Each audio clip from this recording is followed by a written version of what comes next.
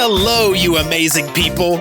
You're listening to the Marketing and Coffee Podcast, the show that brings you the latest in marketing, especially in the UAE market, with your host, Lijo Etup. Welcome to another episode of Marketing and Coffee Podcast with Lijo. Today I have Stewart Morrison. It's amazing that I got him on this show. He's a guy with 20 years experience in commercial and marketing operations. He has worked in entertainment in Sony, FMCG, Unilever, consumer tech, Nokia, Microsoft, consulting. Today he's the MD of MENA for an organization called Firm Decision. It's a global organization. We'll hear more about the organizations as we go on. His skill, and I've seen him in person, is negotiation, strategy and business management, marketing management, retail execution, customer marketing. A man of multi-talents, has spent a considerable time of his life in this region. So welcome to the show, Stewart. Thank you, Lijo. That was an exceptional introduction for me. Yeah, so I used to, just to give a sort of, I used to dread sitting on the opposite side of the table and hear Stewart negotiate. So one of the best negotiators I keep saying is anecdotes of how Stewart negotiates. So it's amazing to have you on the show. So you recently wrote an article on your company blog, which said advertising in the wake of coronavirus in MENA. Can you tell us more about it? Yeah, so I mean, with Firm Decisions, I get asked to do quite a lot of sort of articles on various aspects of mainly the advertising and media industry in this part of the world. So that article that I wrote, I think it was a few weeks ago now, was really primarily focused on some of the impacts of what COVID will do to the advertiser, or could do to the advertiser-agency relationship, and really to give advertisers some food for thought as to perhaps some of the areas they might want to look at as a result of the impacts of COVID on their business. So primarily with that article, we were looking at 2 or 3 key areas. When you think about advertisers' relationship with their agencies, they spend considerable time running pitches, finding the right agency to partner with.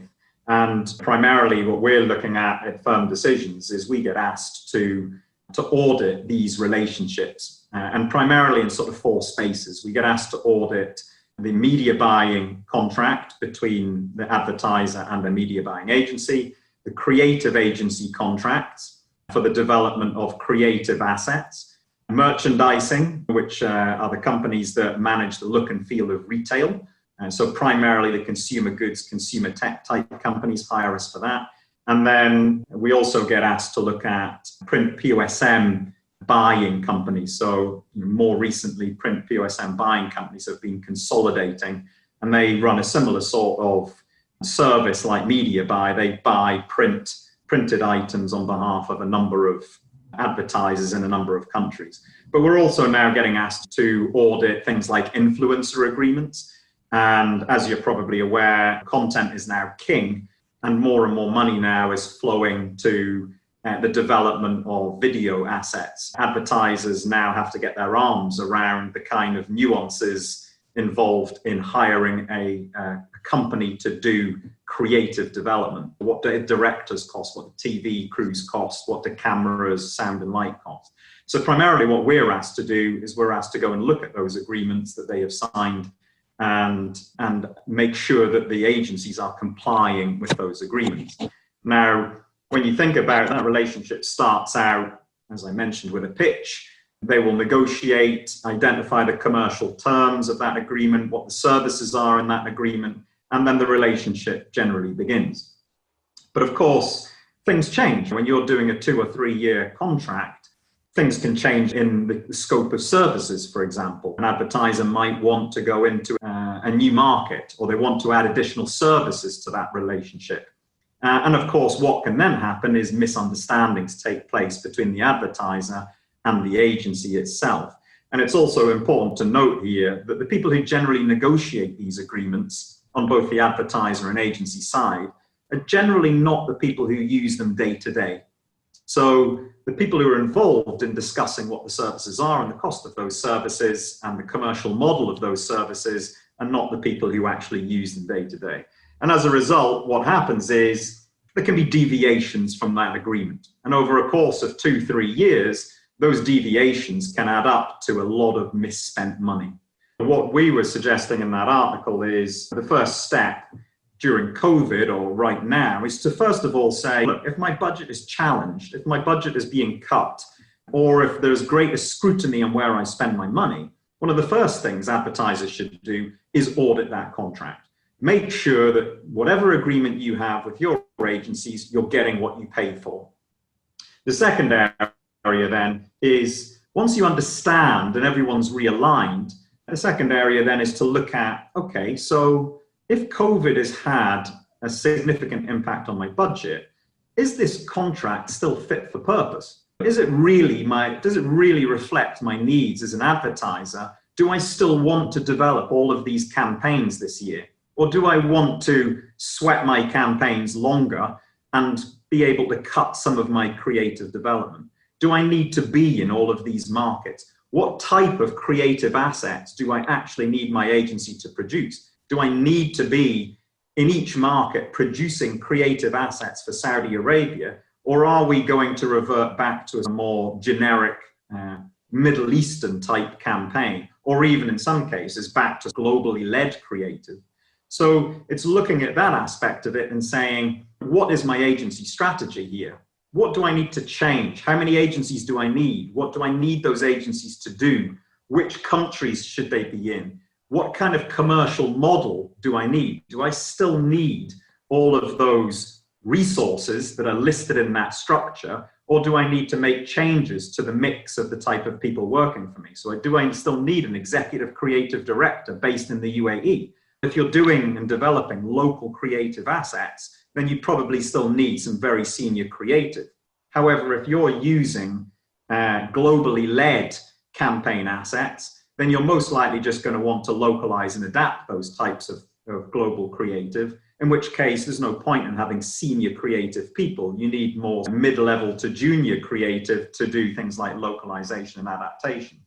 And importantly, when you look at these kind of relationships, if you look at merchandising, for example, as we're discussing yesterday, consumer habits have changed as a result of COVID. People are maybe less likely to go into bricks and mortar, and certainly online shopping has changed. So then what kind of assets do you need to develop? Do you need to develop more online assets?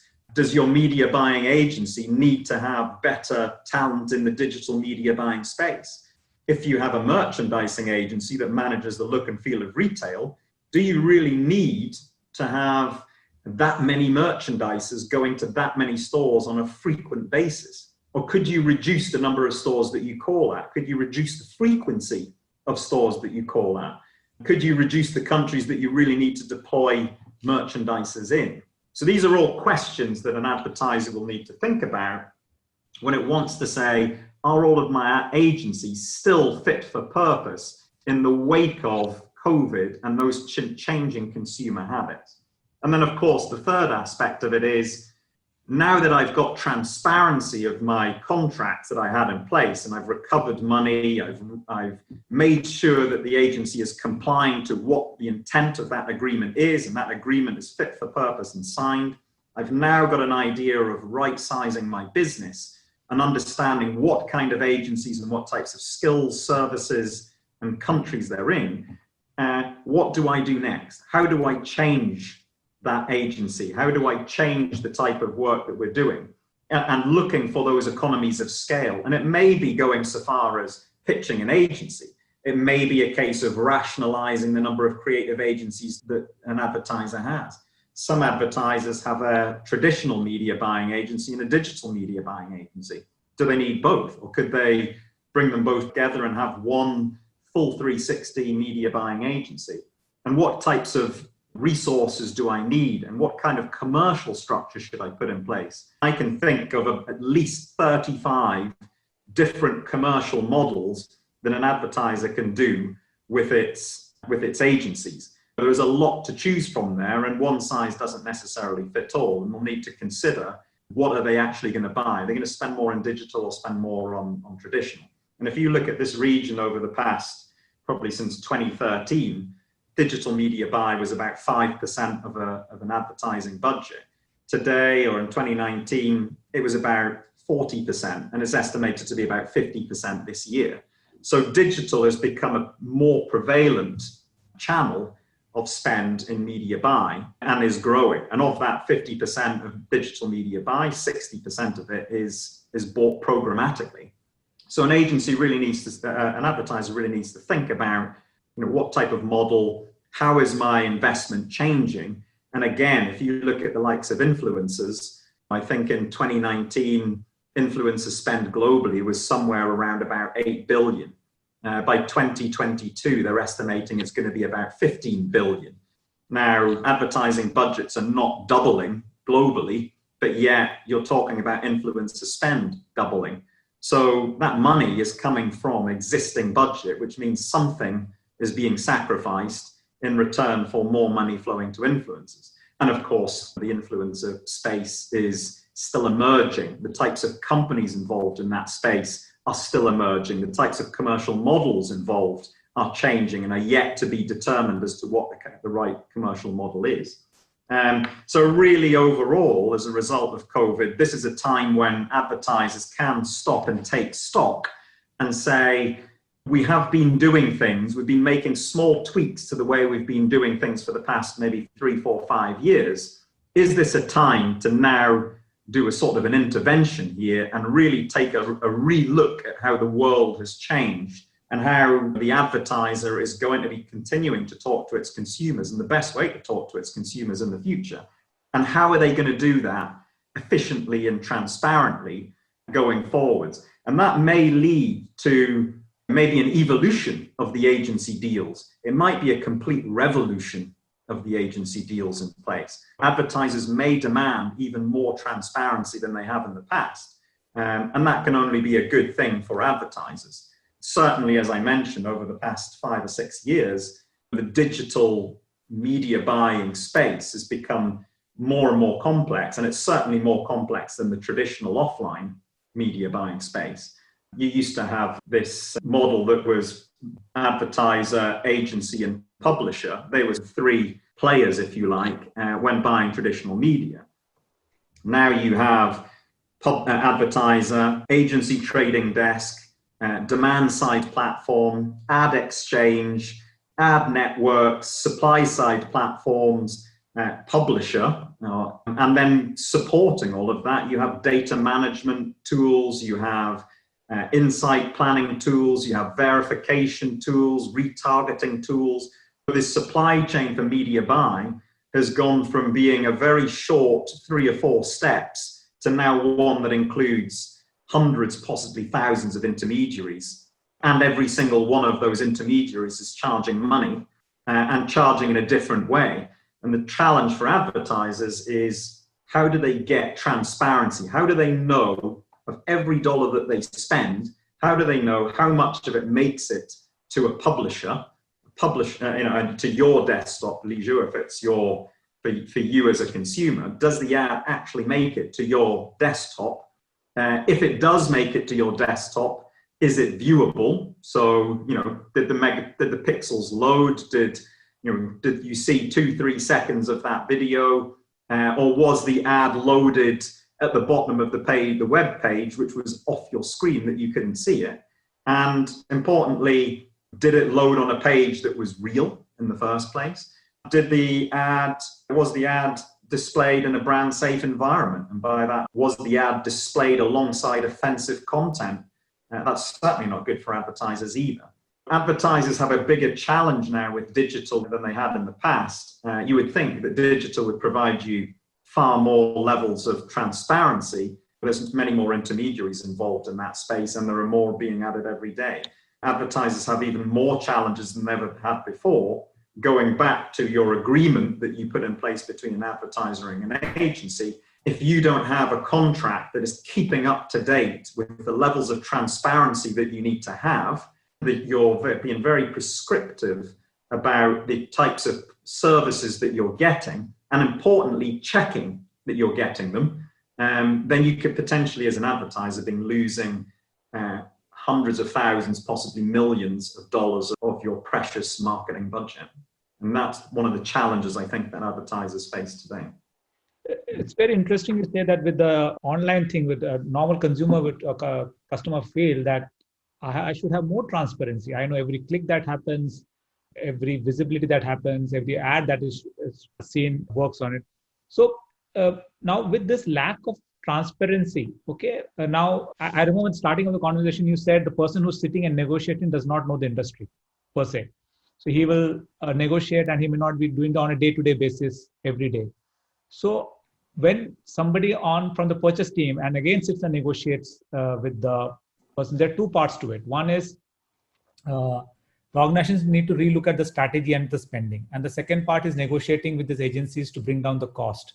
Now, with this lack of transparency and this multi-layered spending on digital, how does somebody sitting in an organization look at it? How can he get more transparency? Is it something that he can do on its own, or does it require an organization like Firm Decisions? Yeah, so maybe it's just clarity. When I say that the people who negotiate the contract aren't the people who use it day to day, in the sense that you can have a senior marketing director on the side of the advertiser and the CEO on the side of the agency negotiating the terms of that agreement. But the people who use that agreement day to day might be a brand manager and an account manager. So they are not necessarily involved in the discussion of what was meant by the various terms and clauses of that agreement. What was the commercial? What is included in that agreement? On what basis should commissions be charged? Should they be charged at net? Should they be charged at gross? Advertiser get rebates and discounts on their digital media buy? And if they can, what is the percentage that they're entitled to? So I don't mean that the people who negotiate the contract don't know what they're doing. I mean that the people who negotiate these agreements tend to be quite senior people, but the people who use them are quite junior people. But I think just in the answer to the sort of second part of your question, which was how can they get this transparency? So herein lies the challenge with it. If you're, and I see this quite regularly, we're in a fortunate position at Firm Decisions, being part of the Ubiquity PLC company. We are involved in many different areas. We run pitches. Our management team runs pitches on behalf of, I think last year we did about 86 advertisers, ran pitches for 86 advertisers last year. Our media team looks at performance of media. So it looks at things like pre-campaign setup, how come advertisers are briefing, how an agency sets up that campaign, how it decides the setup of the programmatic platform, how it alters and changes that campaign throughout the course of the campaign's life, and then assessment of the KPIs afterwards. So they do a lot of that performance and effectiveness aspect of it. And what we do at Firm Decisions in the marketing contract compliance aspect of it is we try to make sure that whatever is written in that agreement is adhered to the letter. Things like having a full and transparent, all rebates and discounts must be paid back transparently would be one of those areas. Now, here's the challenge for an advertiser. Who's responsible for ensuring this happens? Well, legal are the ones who manage the legalities of the contract and setup, but they don't manage the day-to-day running of that agreement. Similarly, so finance don't manage the day-to-day running of that agreement. Your procurement team negotiates the deal, and then again, they're not involved day to day. And then your marketing team is involved in using that agreement day to day. But ensuring that you get, for example, your full complement of rebates and discounts back. So if, for example, you spend, your agency will set buying targets with the publisher, and the publisher in return pay increasing levels of rebates and discounts back to the advertiser. So if you spend 10 million, you get 3% rebate discount. You spend 20 million, you get 5% rebate and discount. So it's important that there is an audit takes place to make sure that those calculations, for starters, are true and correct. You will generally have in that agreement a FTE structure, a full-time employee structure that the agency will deploy to manage your business. Do those people exist? Do they work in the time allocated in the agreement? Is it the right level of seniority that's working on your business? You have to check the timesheets of that to make sure that, first of all, the people who work on your account actually do exist. and they are working in accordance with what you said in that agreement. Again, you want to make sure that there are no related parties involved. If there are related parties involved, you want full transparency from your agency as to who these related parties are and what are they charging the agency, and you get full transparency of that. And if you think about that in the creative agency space, if you want to deploy as an advertiser, develop creative in a local country that your agency does not necessarily have an office in, they're going to subcontract that to a local party.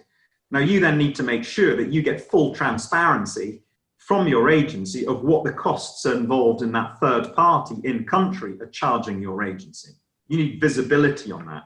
You need to make sure that the ads actually ran. If you're buying digital media, you need to verify that those ads actually took place at the allocated time to the target audience that you are intending to focus on. Now, all of those things have to be audited to make sure that they actually are happening. But a marketing manager is not going to do that in the daily, day-to-day work. They're running campaigns. They don't have time to go back and verify that all of the rebates and discounts were calculated correctly. They don't have time to look at the timesheets of all of these FTEs that work on the business. So the only way, and if you're spending a lot of money in advertising, whether it's on creative or media or merchandising, you have to make sure that the agency is giving you what you think you are getting in return for your money.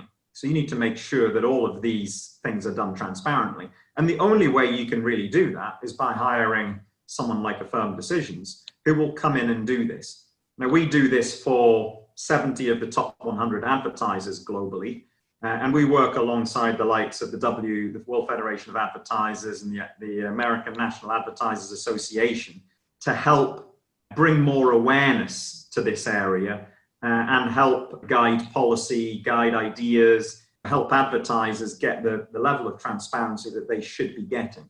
But we generally get asked to do this work for three reasons. One is the big multinationals that we work for are generally doing on an annual basis. They're looking for good governance in that agency-advertiser relationship. And as a former client myself, I can vouch for that. There is nothing better than to make small adjustments, correct those small misunderstandings, and maintain that level of trust throughout the course of that relationship, 2, 3, 4-year contracts. It's the best way to do it, because pitching an agency, if things go wrong, is really time consuming, and it's also very disruptive to your business. So most of the big advertisers come to us to ensure there is continued transparency, and any adjustments to contracts that are made throughout the life of the agency client relationship, any adjustments accurately documented in the agreements, and we can correct any misunderstandings, or the advertiser can correct any misunderstandings. The second reason we get hired is because the advertiser and the agency have decided to part ways. For whatever reason, they've run a pitch and have decided to move on to another company to do their work, and they just want a clean break.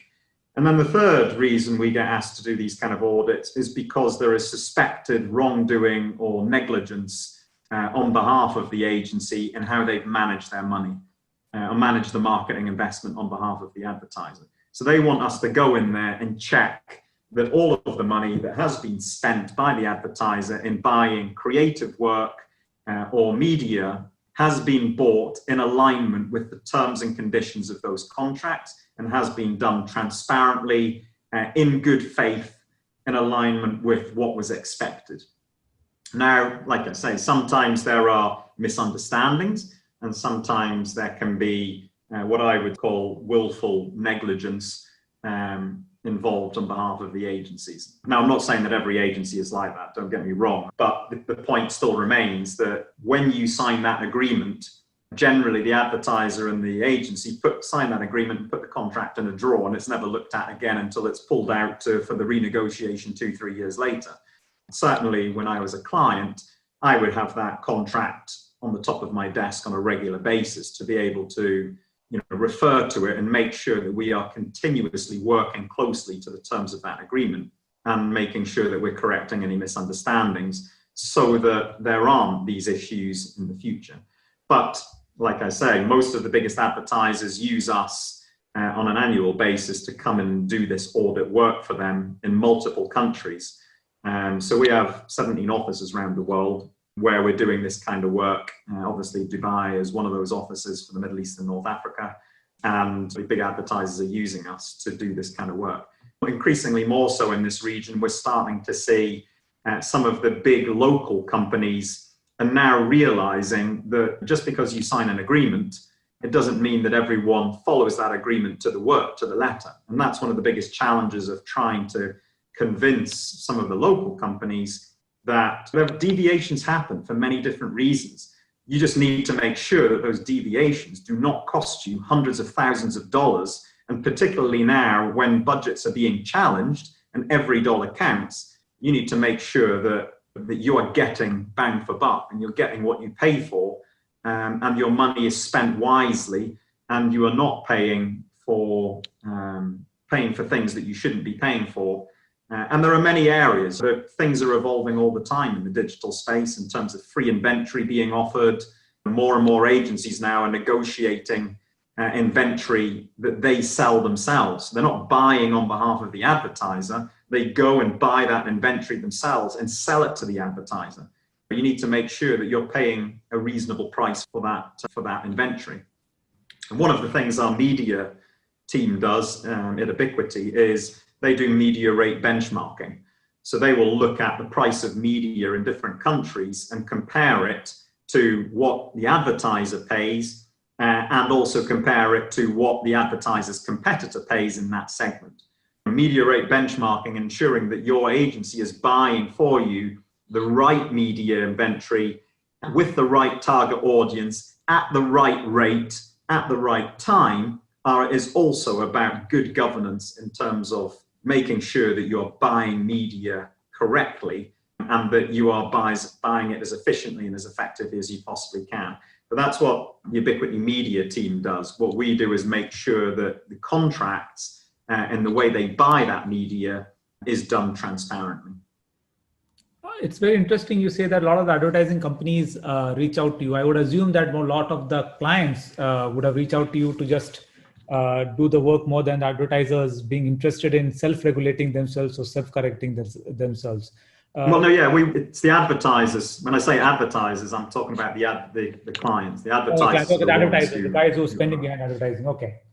Yes, those who, it's their money, right? Yeah, exactly. So for you, so you said that you also look at the time when there is a break in new relationships. So in terms of your audit, marketing spend, does it include even BTL expenses, or is it just ATL expenses that you look at? No, so as I mentioned, primarily the four biggest buckets of spend for any advertiser, any client, is creative.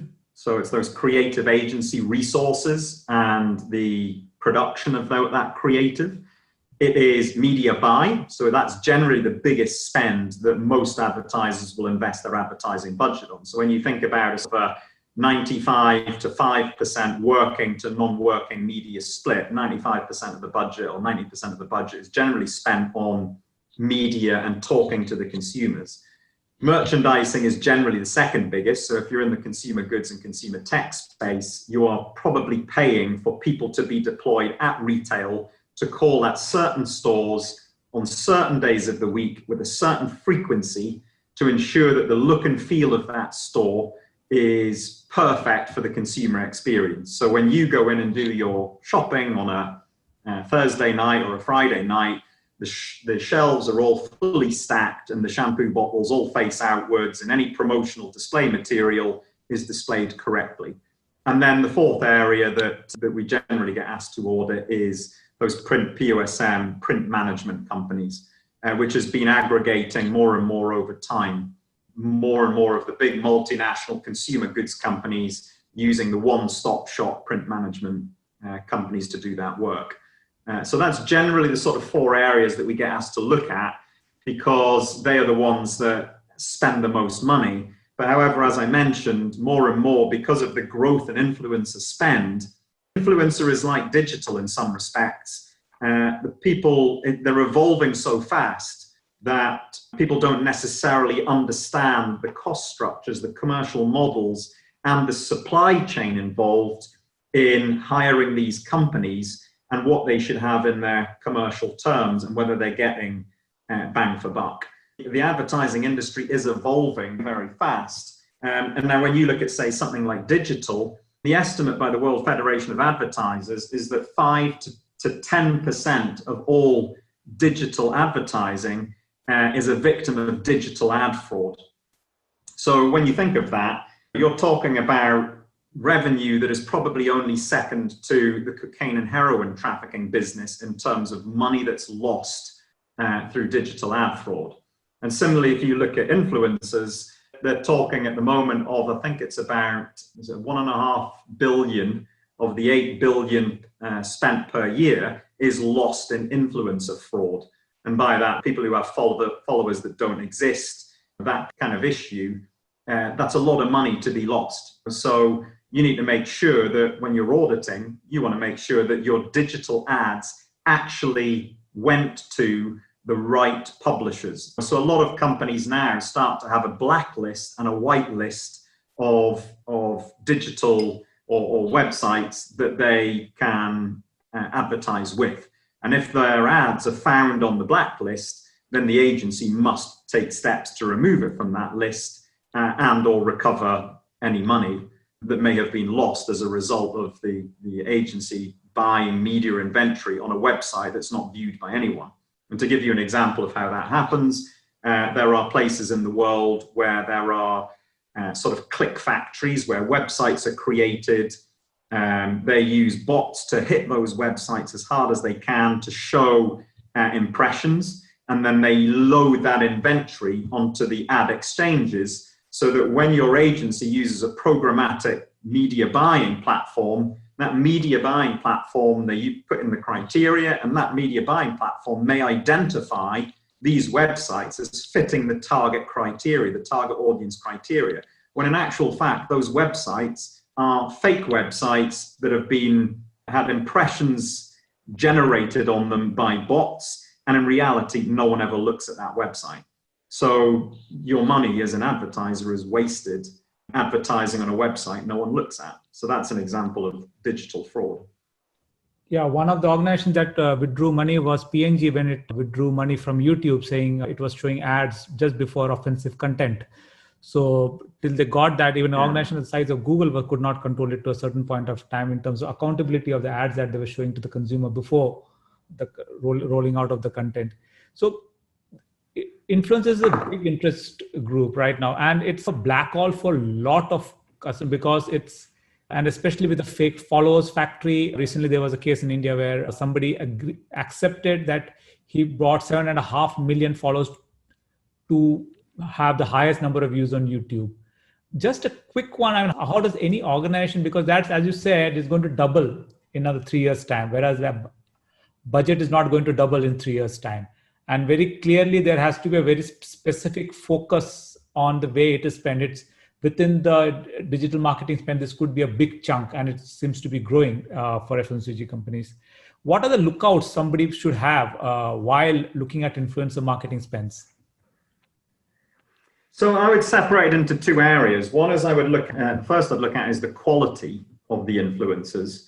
And then the second is what commercial deals should be put in place. If I take the first one, as you mentioned, people can go today and buy followers, but there is now technology to identify that someone went from having 100 followers to having 100,000 followers, and you can deploy that technology to track that.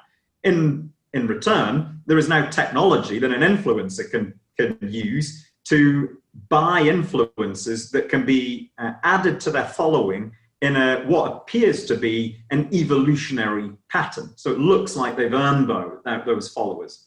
And of course, there is now technology to identify patterns that are just too perfect. So you have to make sure when you're looking at the influencer, first of all, how do you identify an up-and-coming influencer? Where do you get that information from? Secondly, when you found those influencers, you then need to back check that those influencers have not been, making political statements or derogatory comments, or have not been doing things that are not in alignment with your brand. Thirdly, you have to recognize or check that influencer following is true, as I mentioned with the technology. Then you have to look at what is that influencer's impact on your campaign, and then have a post-campaign analysis. And that all has to be done within the framework of what language are you looking for influencers in? What segments are you looking for influencers in? Is it healthcare? Is it cooking? Is it lifestyle? Is it automotive? What is the segment that you're looking for? And there are many companies now involved in providing influencers, and they are from at the top end, companies who maybe historically were managing celebrities, now getting involved in managing influencers. So they look at it more from a sort of an influencer management perspective.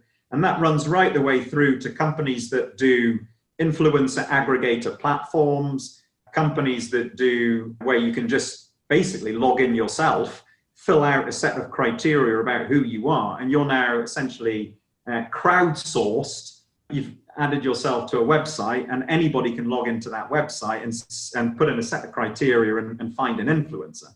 So they're the types of companies involved. And then when you think about the commercial models involved, what do you pay?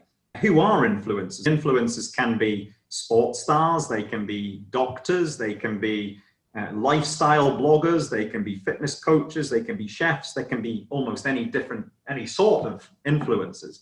And they all charge or can command different fees, depending on their popularity as a person within that segment and the popularity of that segment in itself. And then how do you pay those people? Do you pay per post? Do you pay them a fixed fee? There are a myriad of ways that you can actually pay for the use of those influencers.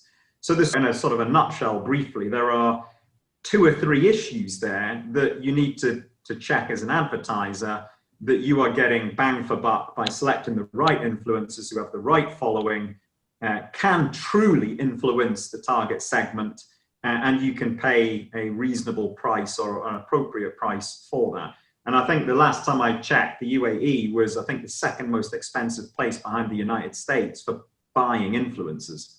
So I'm not sure what that says about the UAE, but it's certainly, from this part of the world, it's something to be considered.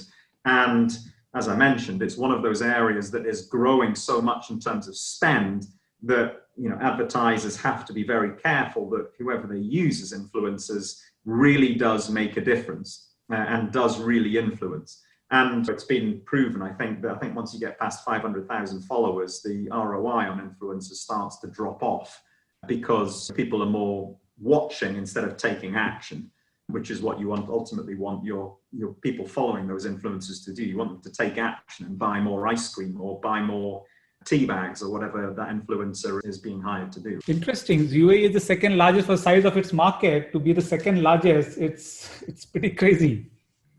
In price terms, it's the second highest in price terms. That's still quite a lot, and I think considering the size of the market and the value that you get, because I was speaking last week with somebody in the beauty industry, and they were talking about how getting an ROI in influencer programs has always been a struggle for them. And I think this kind of approach will help them streamline that approach.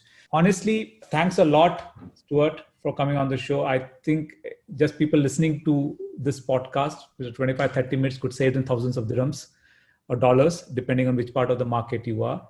I learned a lot during these conversations, and me running an agency, so there are things that needs to be transparent for the clients, and things like running campaigns when the advertiser is expecting a campaign and the campaign is not being run is maybe ethically is also not right. So I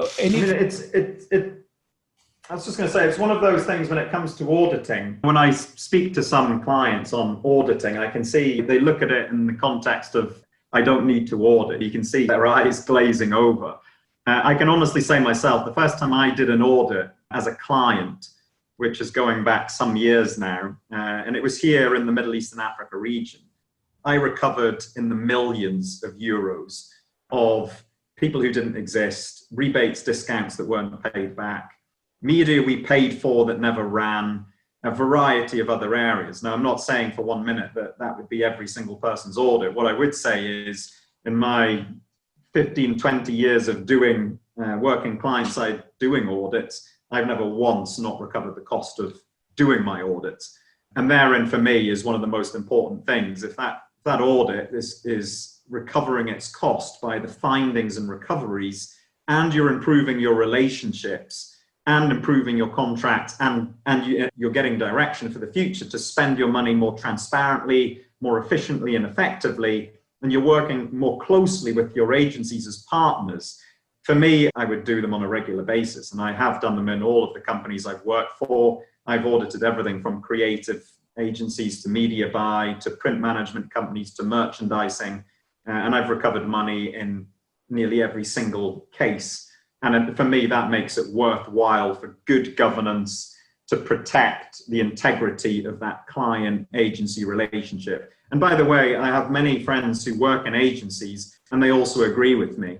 If you have a strong relationship and you've been through this audit process, those agencies who are acting properly, which the vast majority do, they have no fear of being audited because they know they're doing things correct. Yeah, there might be misunderstandings, and yes, there might be some deviations. It's those who maybe are not acting properly are the ones who don't really want to be audited.